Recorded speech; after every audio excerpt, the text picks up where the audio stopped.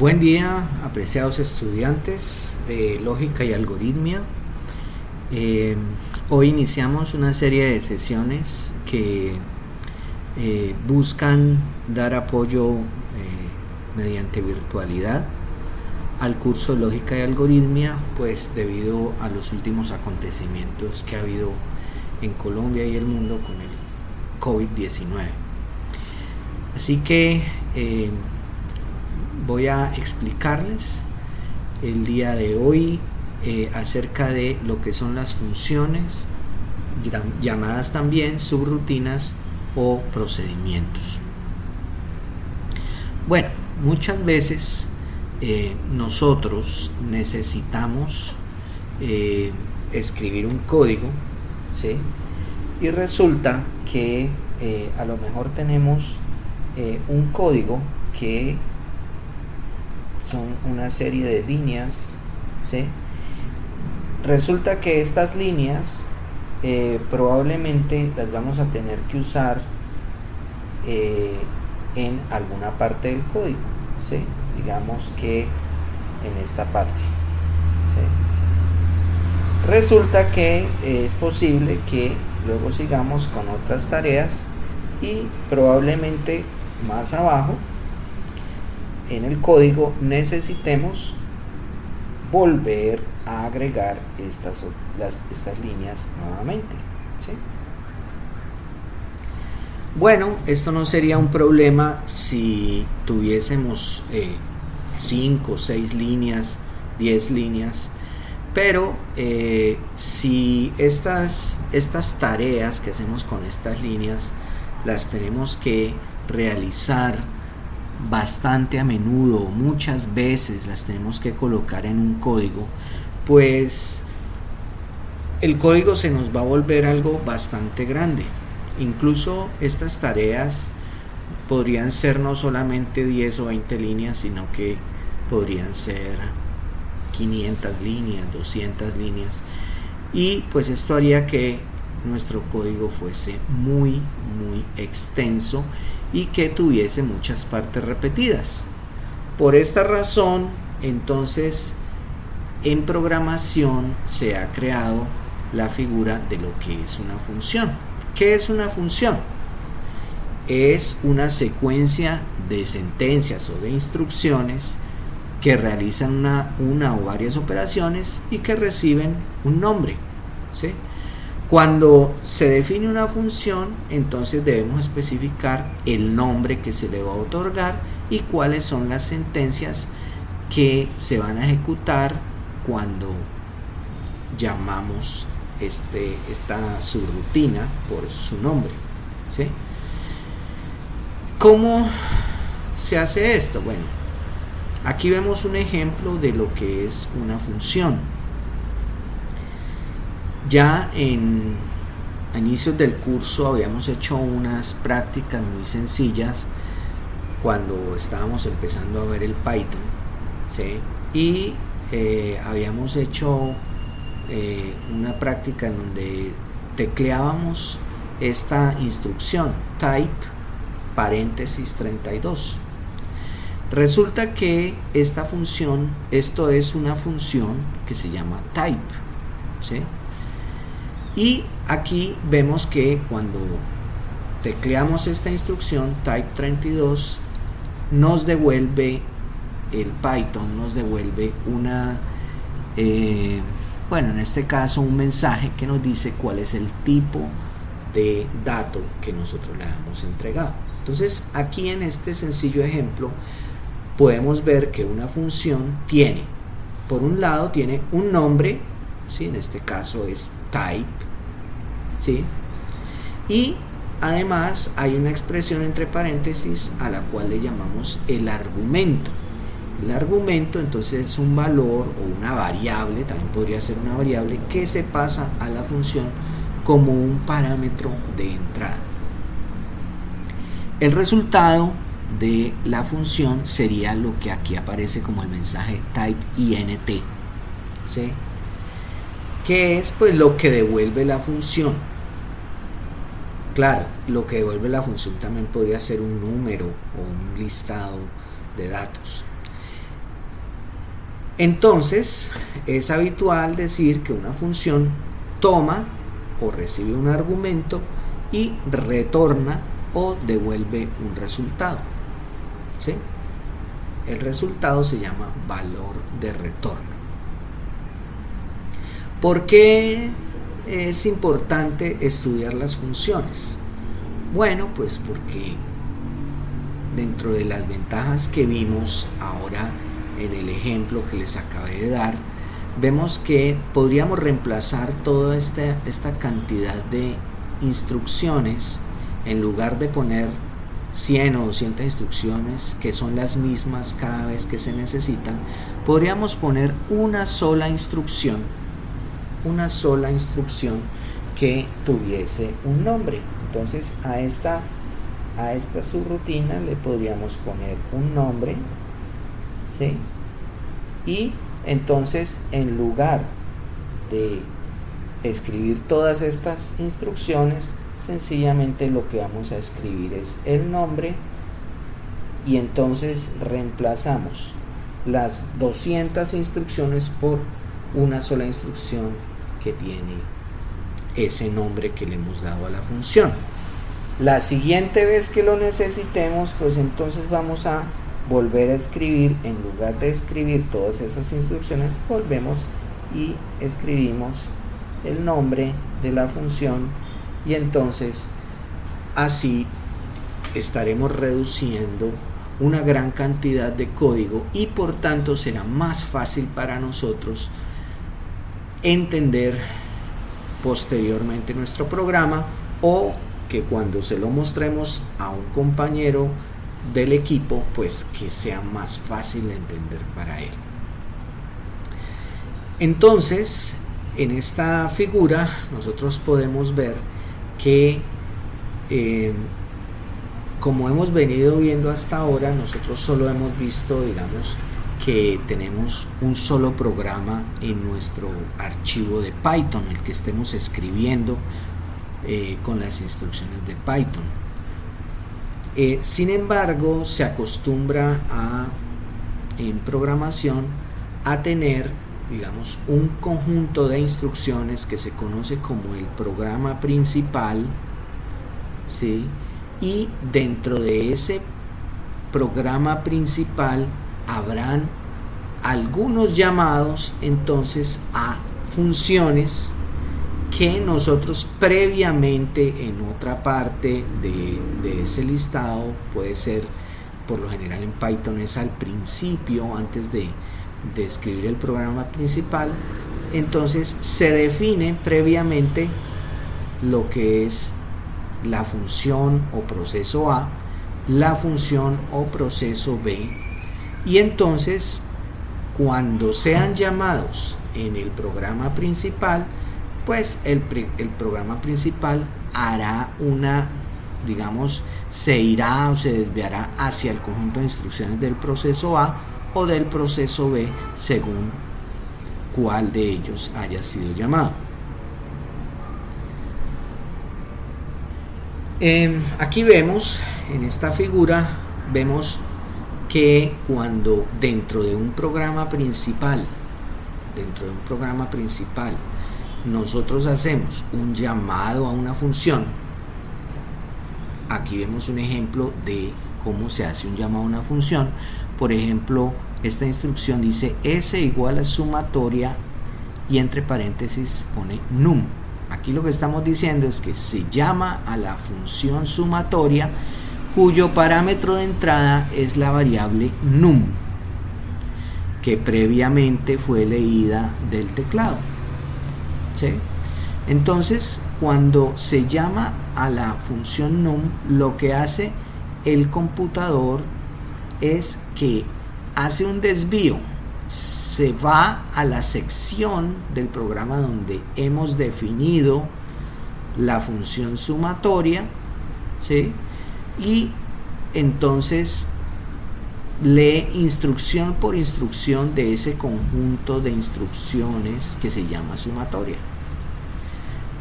y al final hace lo que se llama un retorno al programa principal. Entonces, cuando ya llega al final, lo que hace es devolverse a la siguiente instrucción después del llamado a esta función. ¿Sí? En este caso, la siguiente instrucción pues sería imprimir el valor S. Ese valor S pues se supone que debió haber sido calculado aquí, pues en realidad fue asignado a la variable S ese valor que retornó la función sumatoria. Bien, dentro de los diagramas de flujo entonces existe lo que se conoce, bueno, lo que serían los símbolos para expresar dónde se describe una función. Entonces, en este caso, por ejemplo, cuando queremos describir una función en los diagramas de flujo, lo que hacemos es poner este rectángulo que tiene como doble línea vertical aquí en los extremos. Entonces aquí va a tener el nombre de la función y los argumentos de entrada entre paréntesis. Luego viene lo que debería ser esa función y al final entonces se pone lo que sería el símbolo de fin, en este caso del procedimiento o función. Es decir, esta sección del diagrama de flujo describe lo que hace la función. ¿Cómo se hace en Python?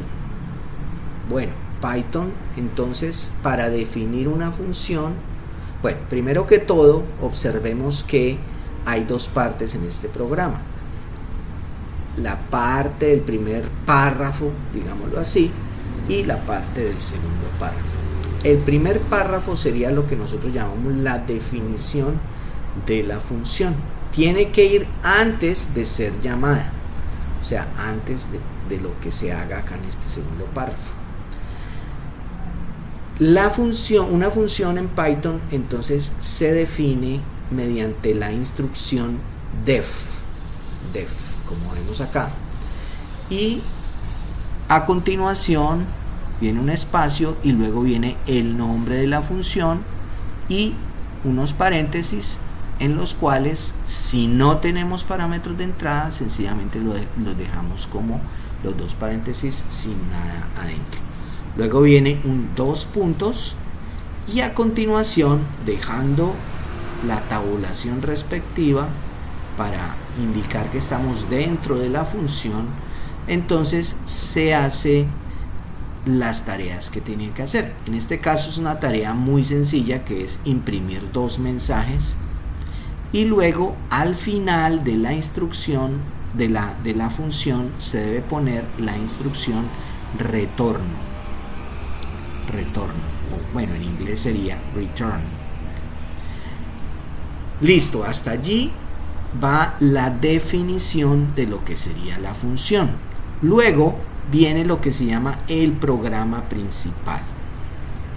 En el caso del Python, el Python no tiene ninguna instrucción para indicar que allí inicia el programa principal, como si lo hacen otros lenguajes como el C o el Pascal, que necesitan indicar mediante una palabra que se llama begin o end, ¿sí? Al inicio sería begin y al final sería end. Bien, o en el C pues habría una llave de inicio, una llave aquí, digamos abriendo, como una especie de abrir un conjunto, y luego una llave para cerrar. Pero en el caso del Python no se necesita esto. Sencillamente el Python asume que una vez que ya se acaban las definiciones de las funciones, entonces lo que sigue es el programa principal. Entonces él asume que esta primera instrucción es la primera instrucción del programa principal. En este caso imprime un mensaje y luego hace un llamado a la función licencia. La función licencia, entonces, que es la que definimos aquí arriba, lo que hacía era imprimir los mensajes y luego al devolverse seguiría en la siguiente instrucción aquí debajo de la palabra licencia y seguiría con programa terminado. Así que bueno, aquí tenemos un ejemplo de algo que no se debe hacer, y es definir la función luego de haber sido llamada. En este caso hay un error y el Python le generará un error porque cuando sea llamada la función él dice aún no me la han definido, y entonces le sacará un error indicando esto. Bien, una de las ventajas que ofrecen las funciones es que permiten la construcción de programas modulares. Es decir, yo puedo construir un programa compuesto a su vez de otros subprogramas, ¿sí? Y a su vez estos subprogramas llaman a otros subprogramas. O sea, yo puedo hacer lo que se llama anidamiento de funciones. En general, esto sirve, las funciones sirven para aplicar la estrategia que usamos en ingeniería, que es la estrategia de divide y vencerás. Es decir, tomamos un problema muy complejo y lo que tenemos que hacer es dividirlo en problemas más pequeños que luego integramos o armamos para obtener la solución completa que va a dar solución al problema, ¿sí? Entonces, de esta manera podemos, por ejemplo, tomar un programa que es muy complejo, dividirlo en funciones más pequeñas y, por ejemplo, otorgar a un miembro del equipo o varios miembros del equipo que trabajen en esa función, otro miembro del equipo va a trabajar en otra función y así luego habrá una persona que se encargue de integrar todas las funciones para que el programa esté completo. Entonces, como hemos mencionado, una de las principales ventajas de utilizar funciones es la de tener un código ordenado.